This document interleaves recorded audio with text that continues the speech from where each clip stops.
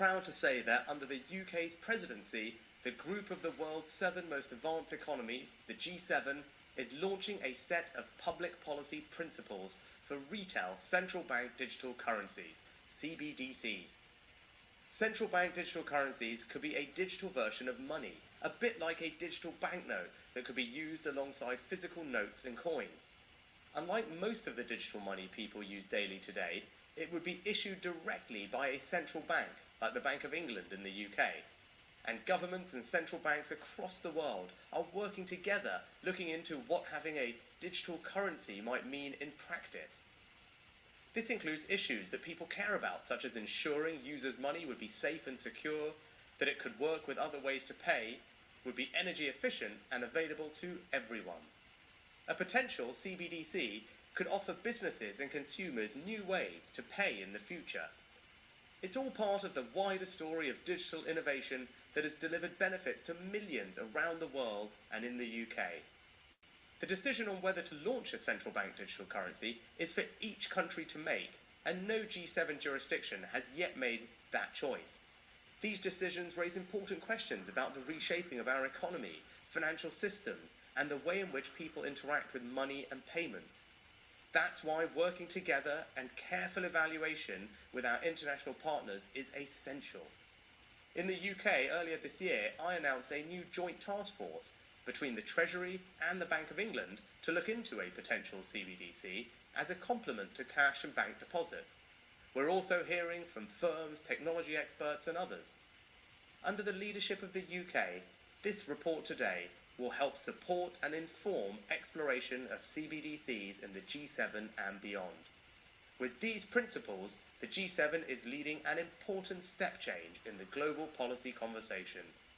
The report covers a range of important matters, such as financial stability, cyber resilience, energy efficiency, privacy, inclusion, and tackling illicit finance. These factors should all be considered when designing and potentially delivering a CBDC that would be fit for the future. Our shared objective is to ensure that CBDCs will be grounded in long-standing commitments to transparency, the rule of law, and sound economic governance. The G7 will continue its work in this important area, working with others to enhance understanding and use of these principles. We're excited to be taking a leading role with G7 members in publishing this exploratory work, bringing money and finance into the 21st century.